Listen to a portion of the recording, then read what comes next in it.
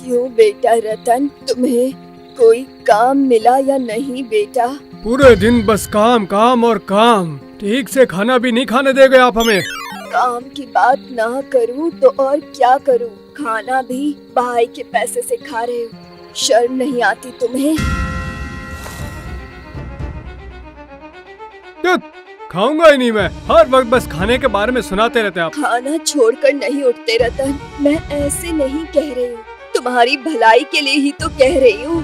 माँ, ये तो बोल रहे थे कोई झीनू पाल करके एक आदमी है, उनके जहाज में मछली पकड़ने का काम करेंगे। ओह अच्छा, ऐसी बात है क्या? अच्छा है, तो ये बात मुझे पहले बताना चाहिए ना। नहीं मतलब वो ऐसा ही कुछ। अच्छे मन से जाना बेटा, इस बार तुम्हें ये काम करना ही होगा। तुम्हारा भाई अकेले क्या क्या करेगा?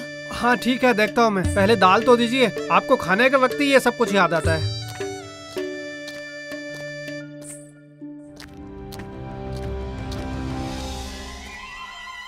आज के दिन तो मैंने आपको बचा ही लिया, लेकिन और नहीं, याद रखना। अब आपको क्या करना है, आप खुद ही सोचिए। अब तो तुम भी शुरू हो गई हो, ना तो वहाँ खाने में चैन है, ना ही सोने में। पूरा दिन बस बैठ बैठ के खाओ और सो जाओ। इधर तुम्हारी माँ ललन के लिए लड़की देख रही है। देखने दो, उम्र तो कम नहीं है ना। हाँ, देखने दो। इधर ललन की शादी हो गई ना, तो हमें इस घर को छोड़कर जाना होगा, ये मैं बता रही हूँ। नहीं नहीं, ये कैसी बात कर रही हो तुम? सुनो, नई बहू घर में जब आएगी ना और देखेगी कि उसके पति का हम दोनों खा रहे हैं, तब देखना घर में राशन बर्तन सब अलग कर देगी। करेगी तो करेगी। करेगी तब हमें पेड़ के नीचे जाकर बैठना होगा, समझे? तो फिर हमें क्या करना चाहिए भाग्यवान? किसी काम की व्यवस्था करो जल्दी से जल्दी, नहीं तो बहुत मुश्किल हो जाएगी। दूध, मुझे तो काम करना पसंद ही नहीं है। अच्छा ठीक है, जिन्नू पाल के जहाज में ही जाता हूँ, अगर कुछ मिल जाए तो। सुनो, तुम ये झिनू मिनू को हटाओ, तुम कल से ही ललन के साथ काम पर जाओ। उसके साथ? अरे वो काम तो बहुत मुश्किल है। नहीं नहीं नहीं, मैं नहीं कर पाऊंगा। नहीं कर पाओगे मतलब? हाँ, करना तो तुम्हें होगा ही। मैं और कुछ नहीं सुनूंगी। अगर तुम ललन के साथ काम पर नहीं जाओगे तो फिर मैं आज ही मायके चली जाऊंगी। ये तुम क्या कह रही हो? सही बात बोल रही हूँ, कान खोलकर सुन लो। ललन को पसंद करो या ना करो, लेकिन उससे मिलकर ही रहो, इसी में हमारी भलाई है।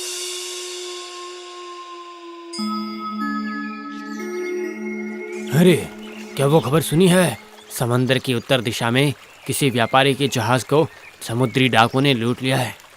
हाँ, समुद्र के उत्तरी दिशा में इसे लेकर 4 लूट हो गया है। मैंने सुना समुद्री डाकू की खबर जो भी देगा उसे महाराज बहुत बड़ा पुरस्कार देंगे। तो बताओ कौन देगा उनकी खबर है? अब तो उधर मछली पकड़ने जाने में भी मुझे बहुत डर लगता है। और वैसे भी हमारे जैसे मछुआरों के लिए समुद्री डाकुओं की खबर देना अब इतनी आसान थोड़ी ना है। ललन, तुम्हारे भैया इधर ही आ रहे हैं। आज अचानक इधर, क्या बात है?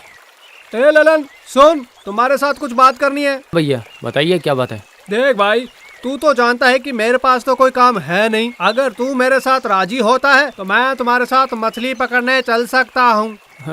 आप आप मेरे साथ मछली पकड़ने जाएंगे? लेकिन आपने तो कभी मछली पकड़ी नहीं है, क्या आप कर पाएंगे? मछली पकड़ना बहुत मुश्किल काम है, उससे तो अच्छा यह है कि आप पति पत्नी भैया के पैसे से ही पलो। हाँ वही तो, काम करने की क्या जरूरत है? आप लोग क्या कहते हो? हाँ, चुप हो जाओ तुम लोग। भैया भैया, इन लोगों की बात आप मत सुनिए। चलिए चलिए उधर चलिए।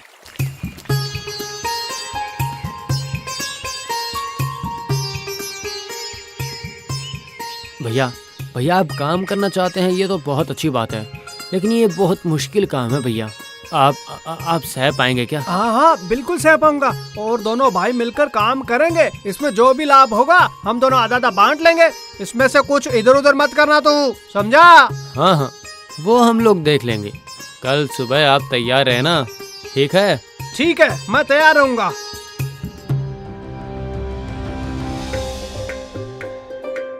दोनों भाई साथ में मछली पकड़ने जाने से पहले माँ का आशीर्वाद लेते हैं। माँ भी बहुत खुश होकर दोनों को आशीर्वाद देती है। दोनों भाई मन लगाकर काम करो, और बेटा रतन, मेरे ललन का देखभाल करना, ठीक है? ये सब लेकर मत सोचिए, मैं पैसा वैसा सब कुछ संभाल लूंगा।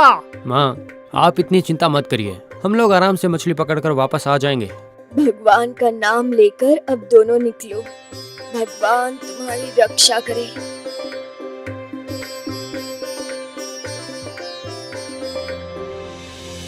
अरे उस ललन के साथ उसका बड़ा भैया है ना? हाँ। अच्छा ऐसा है क्या? मैं तो सुना वो तो बहुत कामचोर आदमी है। इतना मुश्किल काम कर पाएगा क्या वो?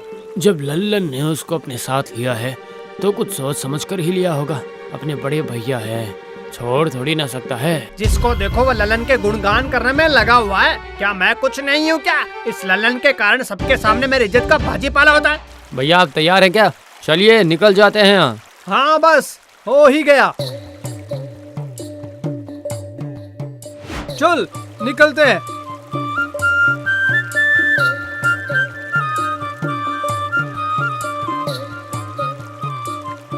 हम यहीं रुक जाते हैं भैया।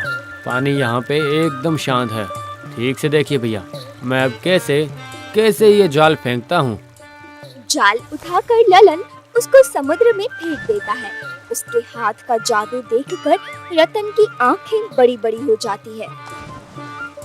2-3 जाल फेंकने के बाद वो कहता है, ये लीजिए भैया, ये लीजिए। अब आप जाल फेंकिए। मैं नहीं मतलब मैं क्या ये कर पाऊंगा? इससे अच्छा आजमा देख लेता हूँ, तुम ही जाल फेंको। अरे आपको सीखना तो पड़ेगा ना भैया, ऐसे बैठे बैठे देखने से कैसे चलेगा। मजबूरन रतन को जाल हाथ में लेकर 2-3 बार फेंकना पड़ा, लेकिन उससे कुछ काम नहीं हुआ। हर एक बार मछली के बिना ही जाल ऊपर आता था। ललन गुस्से में कहता है, भैया अगर आप ऐसा करेंगे तो कल से मैं आपको लेकर नहीं आऊंगा। काम सीखने का या कुछ करने का मन तो है नहीं आपका। आखिर तुमने भी मुझे 4 बातें सुनाई हैं? नहीं, ये सब बातें सुनकर मुझे जिंदा नहीं रहना है। इससे अच्छा है कि तुम्हें मैं यहीं पर मार दूं। गुस्से में ये सब सोचते सोचते रतन ललन के पीछे आकर खड़ा हो जाता है। ललन तब जाल फेंककर समुद्र की तरफ देख रहा था। अचानक रतन ललन को धक्का मारकर समुद्र में फेंक देता है। ये क्या भैया, ये आपने क्या किया? ये क्या किया? मैंने जो किया वो ठीक ही किया। अब तुम मरो यहाँ पर। भैया मजाक मत कीजिए, भैया मजाक मत कीजिए। उठाइए मुझे, उठाइए। इतने दिनों से जो मजाक मेरे साथ कर रहे थे ना, उन सब की वजह सिर्फ तुम हो। तेरी वजह से सब कुछ सुनना पड़ता था। आज से कोई मुझे कुछ नहीं कहेगा।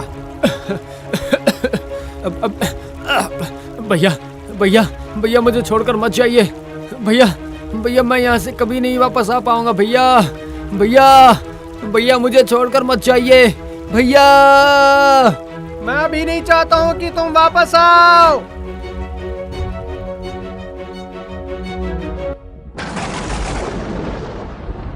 तुम क्या कह रहे हो रतन? तुम बोलो कि जो तुमने बोला सब गलत है।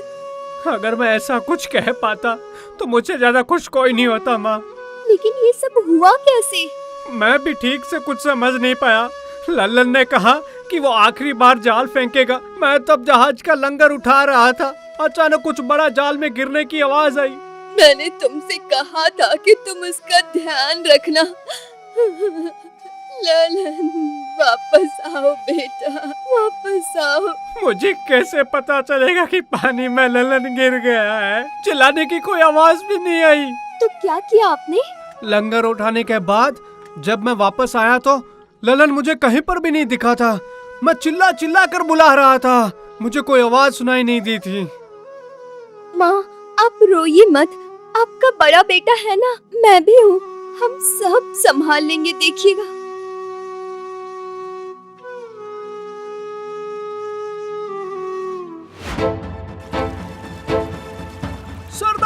सरदार उधर देखिए, पानी में कुछ दिख रहा है सरदार।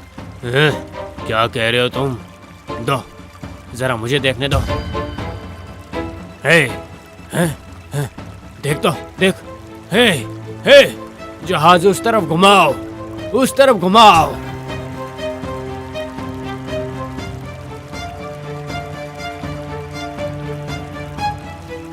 सरदार इसे बचाकर आखिर हमारा क्या लाभ होगा बताइए तो। शक्तिशाली जवान लड़का है, अगर जिंदा रहा तो जहाज साफ करने में काम आएगा, क्या कहते हो? सही कहा ना? ये तो आपने एकदम सही कहा सरदार। सब मिलकर ललन को पकड़कर जहाज में ले आते हैं। इतने सारे समुद्री डाकुओं में से एक अच्छा इंसान था पाटिल। वो उसे देखकर कहता है, सरदार, इस लड़के को तो बुखार है, अभी दवाई नहीं दी गई तो बचाना मुश्किल हो जाएगा। तो ठीक है, इसका दायित्व ले लो जल्दी से। जब ये ठीक हो जाएगा तो इससे पूरे जहाज की सफाई करवा लेंगे, ठीक है? ठीक है सरदार।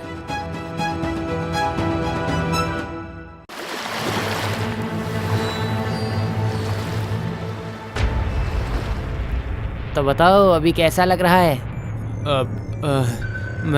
मैं ठीक हूँ, लेकिन मैं कहाँ हूँ मैं अभी? समुद्री डाकू चंद्रचूड़ की जहाज में हो तुम अभी। हैं? क्या कह रहे हो तुम? क्या कह रहे हो? अरे ऐसे बैठो मत। अगर किसी ने देख लिया कि तुम बैठ सकते हो तो तुम्हें पूरे जहाज के सफाई के काम में लगा देंगे। तुम कौन हो तुम? मैं पाटिल हूँ, इसी जहाज में खाना बनाता हूँ। तुम समुद्री डाकू नहीं हो तो फिर यहाँ पर कैसे आ गए? मेरे मामा ने मुझे बेच दिया था और घूमते घूमते मैं यहाँ तक आ पहुँचा। कुल मिलाकर 15 साल तो हो गए होंगे इन लोगों के साथ आए हुए। 15 साल? तो क्या कभी भागने का मन नहीं किया? मेरा खुद का कोई परिवार नहीं है और वैसे भी इतने सालों के बाद मैं आखिर कहाँ जाऊँगा? मेरी कोई जगह भी नहीं है। ये क्या हो गया? हाँ, हम लोगों ने संदूकपुर में लंगर बनाया। संदूकपुर? ये कैसा नाम है? सरदार ने मजाक में ऐसा नाम रखा है। यहीं पर समुद्री डाकुओं की सारी संपत्ति छुपा कर रखी है। सच कह रहे हो? हाँ, साल में 2 बार यहाँ आते हैं। आज वही दिन है। तुम लेटे रहो, सरदार से कहकर मैं तुम्हें अपने साथ खाना बनाने ले जाता हूँ। अच्छा ठीक है।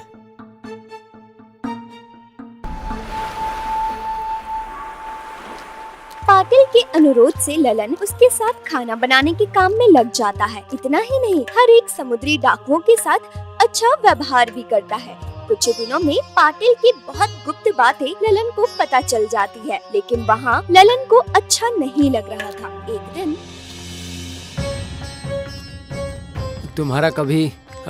तुम्हारा कभी अच्छे से जिंदगी गुजारने का मन नहीं करता है क्या पाटिल? वो तो करता ही है। ऐसी भागदौड़ की जिंदगी आखिर किसे पसंद होगी भला बताओ? तो क्या वापस जाना चाहते हो? चाहने से क्या होता है? अगर तुम मेरा साथ दोगे तो हम कोशिश तो कर ही सकते हैं ना। लेकिन उन लोगों ने पकड़ लिया तो सब खत्म होगा मेरे दोस्त। मैंने जो सोच रखा है वैसे वो लोग हमें पकड़ ही नहीं पाएंगे। क्या सोचा है तुमने?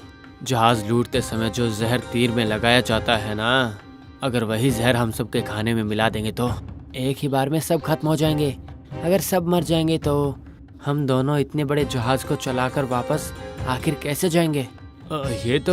ये बात तो तुमने बिल्कुल सही कही। ये तो सोचा ही नहीं। मुझे नाव चलानी तो आती है लेकिन जहाज चलानी नहीं आती। और मैं तो कभी उधर जा भी नहीं पाता कि जाके सीख सकूं। कोई उपाय ना देखकर दोनों दोस्त मिलकर खाना बनाने के काम में लग जाते हैं। खाना बनाना बस खत्म होने ही वाला था, तभी अचानक ललन के दिमाग में एक तरकीब आया। जिस दिन दूसरे जहाज पर आक्रमण किया जाएगा, अगर ठीक उसी दिन रात को जहर मिला दें तो? वो तो हम खाने में कभी भी जहर मिला सकते हैं ना, आक्रमण के पहले दिन ही क्यों? क्योंकि पहले वाले दिन रात के अंधेरे में जहाज को जनबहुल इलाके में ले जाता है, ये मैंने देखा है। सुबह जो भी जहाज सामने आता है उस पर आक्रमण किया जाता है। हाँ वो तो है, लेकिन उससे क्या होगा? अगले दिन सुबह जो भी जहाज हमारे सामने आएगा हम उसे सहायता के लिए बुला सकते हैं ना। वाह, तुम्हारी तो बुद्धि बड़ी तेज है।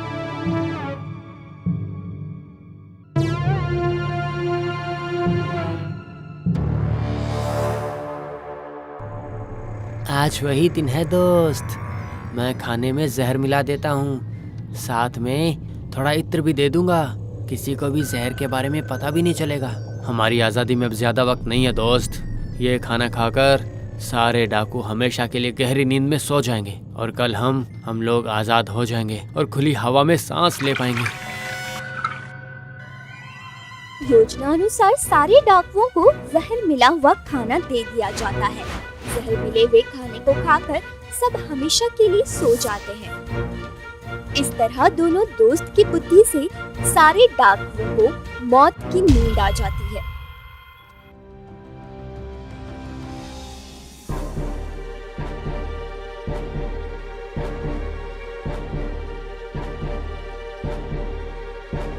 सेनापति जी, हमारे रास्ते में शाम नहीं समुद्री डाकुओं का जहाज दिखाई दे रहा है। दक्षिण की ओर वो देखिए।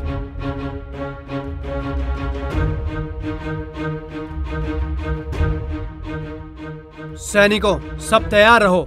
समुद्री डाकुओं का जहाज हमले के लिए तैयार रहो।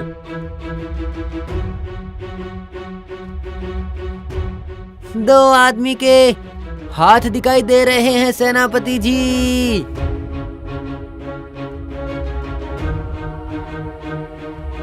लेकिन ये आश्चर्य की बात है, बाकी डाकू कहाँ हैं? ये तो डाकुओं की कोई दूसरी तरकीब हो सकती है सेनापति जी। जो भी हो, हम लोग मौका बिल्कुल नहीं गवा सकते हैं। युद्ध के लिए तैयार रहो सैनिकों, शंख बजाओ। सेनापति जी के आदेश से समुद्री डाकुओं से लड़ने के लिए सारे सैनिक तैयार हो जाते हैं। समुद्री रक्षक अपने जहाज को समुद्री डाकुओं के जहाज के पास लाते हैं। हम लोग डाकू नहीं हैं। हम लोगों को डाकुओं ने पकड़ रखा था।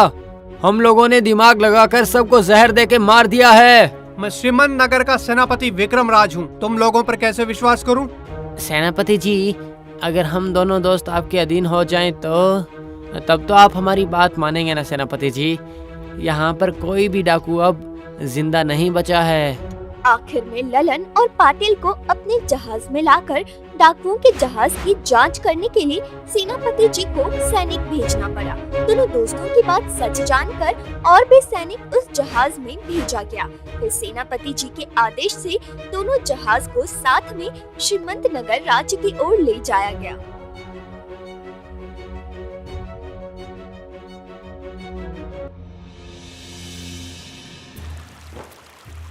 महाराज प्रणाम। आज इन दोनों के साहस के कारण समुद्री डाकुओं की मौत हो गई है। वाह, तुम दोनों ने मिलकर इस राज्य के लिए जो किया है उसके लिए राज परिवार और श्रीमंत नगर के राज्यवासी तुम लोगों को कभी नहीं भूलेंगे। ये तो हमारा कर्तव्य था महाराज। आज ही तुम दोनों को पुरस्कृत करने की व्यवस्था की गई है। महाराज, सिर्फ समुद्री डाकू नहीं, समुद्री डाकुओं की लूटी गई सारी संपत्ति की खोज हमें मिल गई है महाराज। वाह वाह, इससे अच्छी खबर और क्या हो सकती है।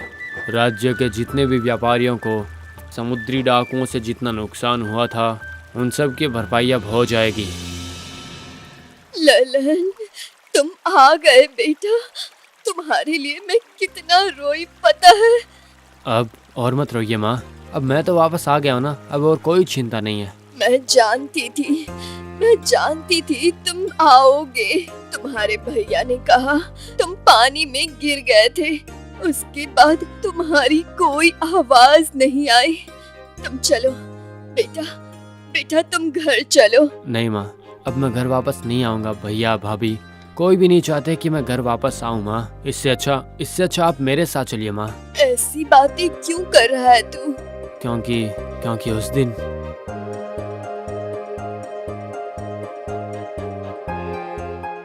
रतन ने इतना बुरा काम किया। मैं आज ही उसे घर से बाहर निकाल दूंगी। माँ उन्हें वहीं रहने दीजिए, आप मेरे साथ चलिए। महाराज मुझे पुरस्कार में जो भी देंगे उससे हम जमीन घर सब वापस से बना लेंगे। माँ चलिए, आप अब एक नई जिंदगी की शुरुआत करते हैं। चलिए माँ, चलिए। ठीक है, तो चलो फिर।